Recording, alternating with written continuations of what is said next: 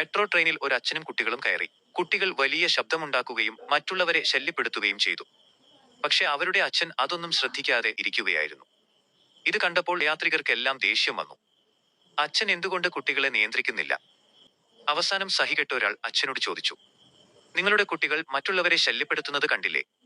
അവരെ നിയന്ത്രിക്കാത്തത് എന്താണ്? അപ്പോൾ പറഞ്ഞത്, ഞങ്ങൾ ആശുപത്രിയിൽ നിന്നാണ് വരുന്നത്. ഇവരുടെ അമ്മ 1 മണിക്കൂർ മുമ്പ് മരിച്ചു. എനിക്ക് എന്ത് ചെയ്യണമെന്ന് പോലും അറിയുന്നില്ല. കുട്ടികൾക്കും എന്താണ് സംഭവിച്ചതെന്ന് ഇതുവരെ മനസ്സിലാക്കാൻ കഴിഞ്ഞിട്ടില്ല. ഇത് കേട്ടപ്പോൾ ചോദ്യം ചോദിച്ച മനുഷ്യന്റെ ചിന്ത പെട്ടെന്ന് മാറി. കുറച്ചു മുമ്പ് അയാൾക്ക് അവരോട് ദേഷ്യമാണ് തോന്നിയിരുന്നത്. എന്നാൽ ഇപ്പോൾ അയാൾക്ക് തോന്നിയത് കടുത്ത സഹതാപമാണ്. ഇവിടെ സാഹചര്യം മാറിയിട്ടില്ല, മറിച്ച് സാഹചര്യത്തെ കാണുന്ന അയാളുടെ കാഴ്ചപ്പാടാണ് മാറിയത്. ഇതിനെ പാരഡൈം ഷിഫ്റ്റ് എന്ന് വിളിക്കുന്നത്. നമ്മൾ ഒരു കാര്യത്തെ എങ്ങനെ കാണുന്നു എന്നതനുസരിച്ചാണ് പലപ്പോഴും നമ്മുടെ ചിന്തയും വികാരവും പെരുമാറ്റവും ഉണ്ടാകുന്നത്. കാഴ്ചപ്പാട് മാറിയാൽ സ്വാഭാവികമായും ചിന്ത മാറും, അതോടെ പെരുമാറ്റവും മാറും. നമ്മുടെ ജീവിതത്തിൽ വലിയ മാറ്റങ്ങൾ സംഭവിക്കണമെങ്കിൽ പുറമേയുള്ള പെരുമാറ്റത്തിന് പിന്നിലുള്ള ചിന്തയും കാഴ്ചപ്പാടും നമ്മൾ മാറ്റേണ്ടതുണ്ട്.